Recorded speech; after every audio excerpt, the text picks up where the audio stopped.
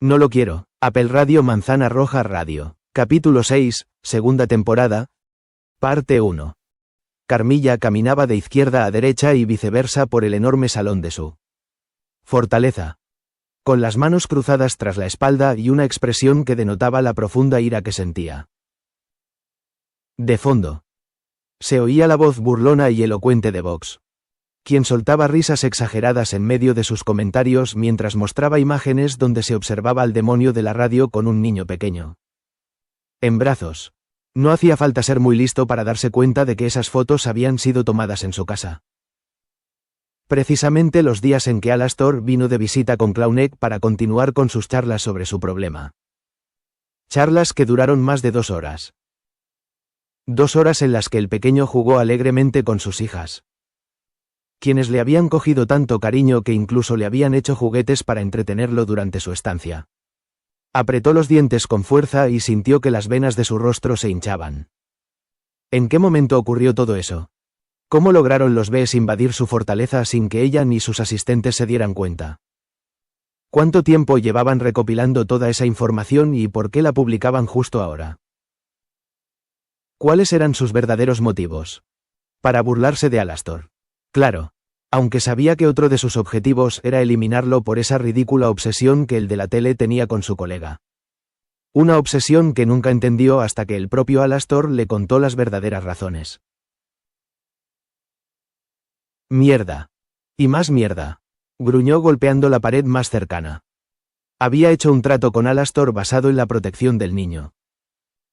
Y ver esas imágenes en la pantalla justo cuando estaba a punto de organizar la gran pila de papeles que debía firmar para que los productos ya comprados llegaran a sus respectivos destinos fue como un jarro de agua fría.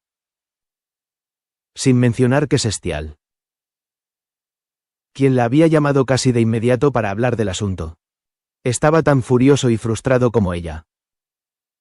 Después de todo, ambos sentían y sabían que le estaban fallando a su colega. Sobre todo por no darse cuenta de que los estaban vigilando. La mujer exhaló profundamente. Al menos Vox no había mencionado nada que indicara que también había escuchado las conversaciones.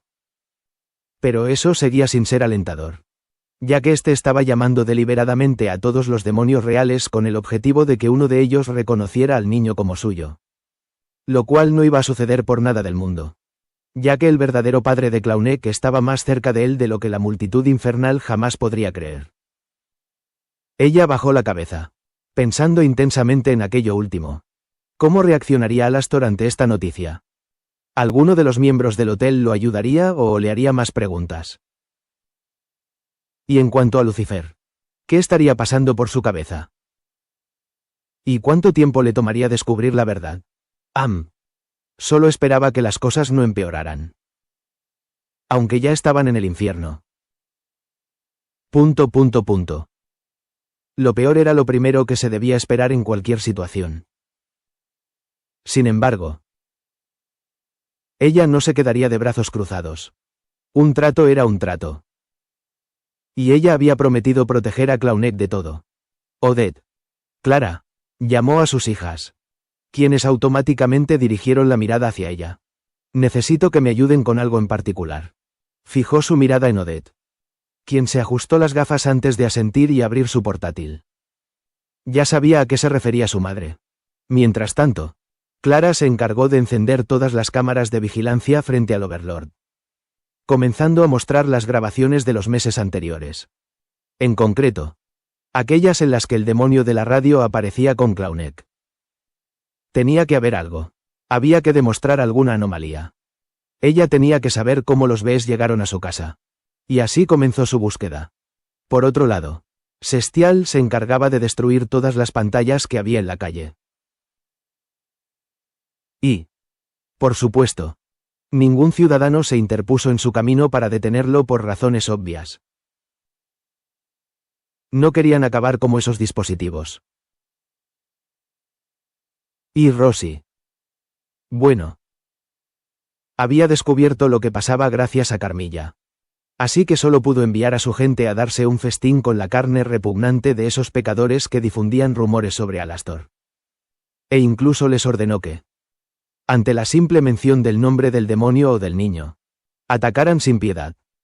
Sin embargo, ninguno de los tres sintió que realmente estaba cumpliendo su parte del trato. O en realidad, no sentían que estuvieran cumpliendo su papel de tíos. Tal vez, la única forma en que podían sentirlo era destrozando a los que estaban causando todo ese alboroto. Sí, definitivamente esa parecía ser la mejor opción. Corchete que abre... ¿Pensaste en Lucifer en algún momento? La pregunta había sido repentina, directa y concisa. Y Alastor sintió que casi se ahogaba con su propia saliva al oírla con la guardia baja mientras se dedicaba a arropar a Claunek en la cama que la mujer había hecho aparecer con un chasquido de sus finos dedos.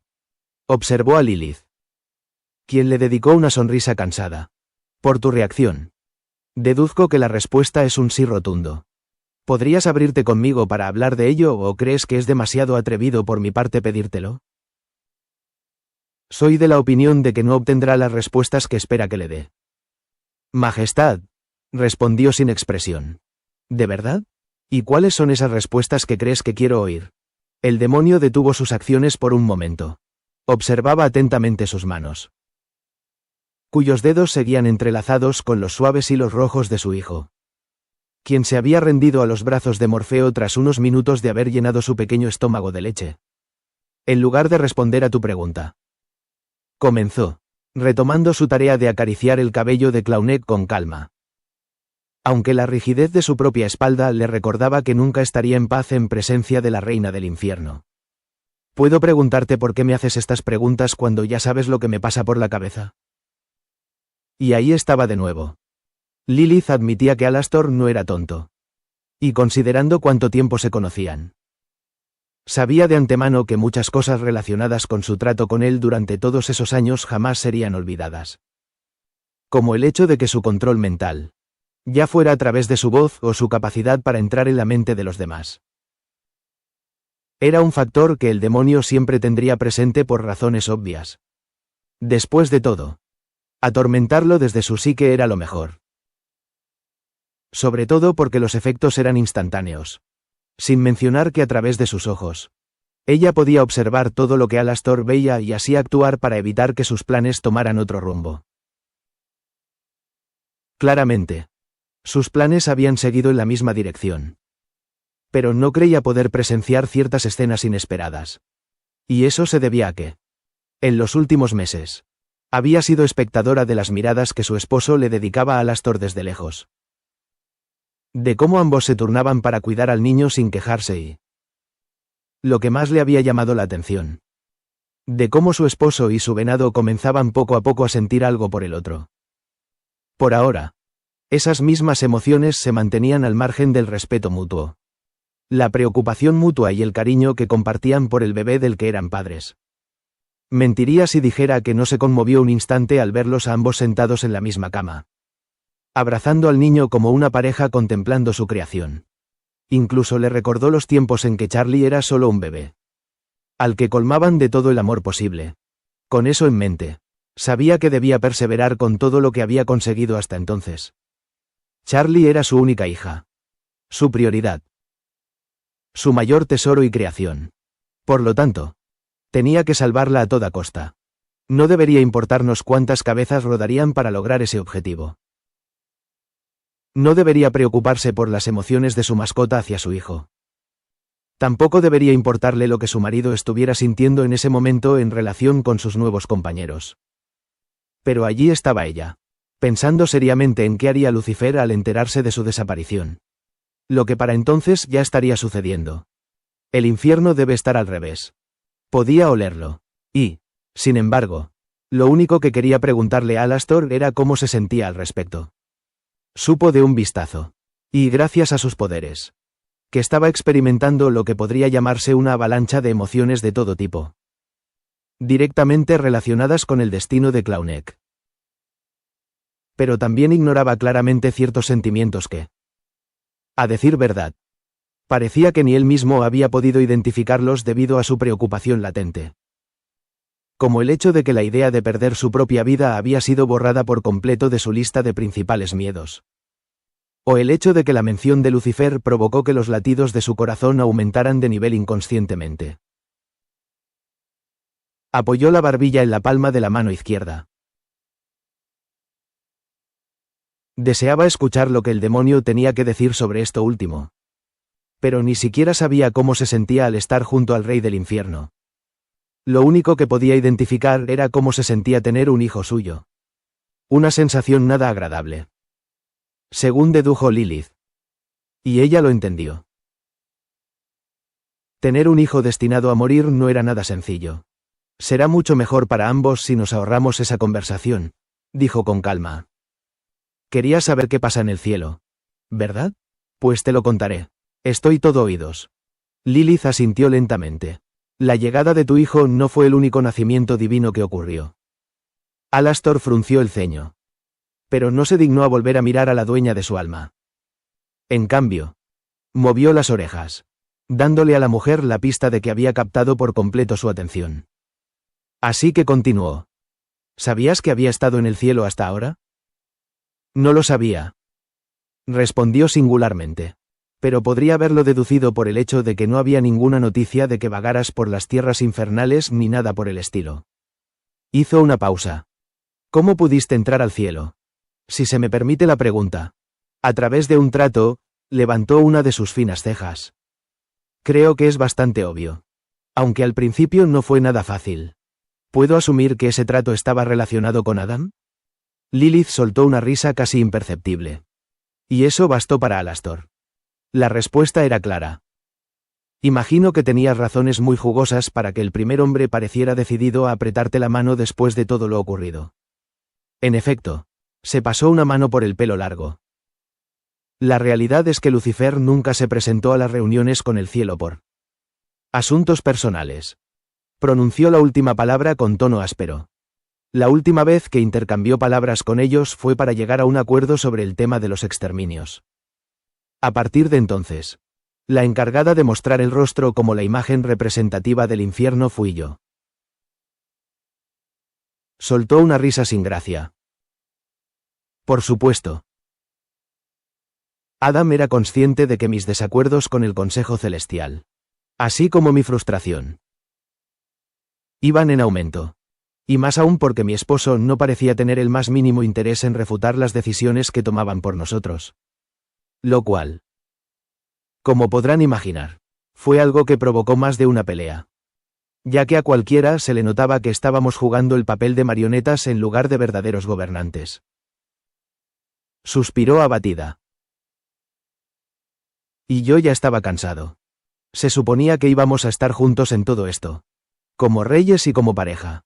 Pero él ni siquiera pudo rechazar las constantes sugerencias que tenían sobre nuestro territorio.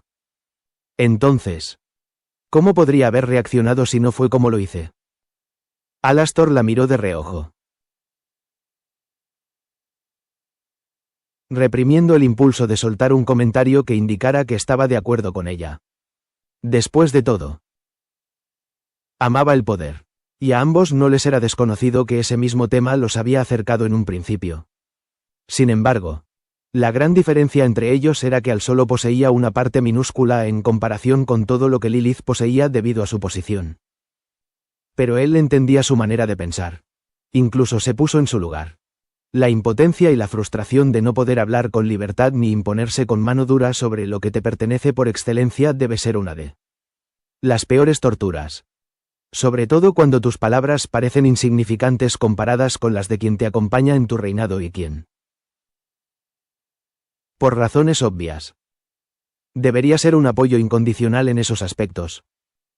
O al menos un buen oyente para las razones que tienes para rechazar ciertas ofertas que podrían causarte un gran daño en el futuro. Por alguna razón, no le sorprendió oír tales revelaciones. Desde la llegada del soberano al hotel, había notado más de una acción que no encajaba con los ideales de Lilith.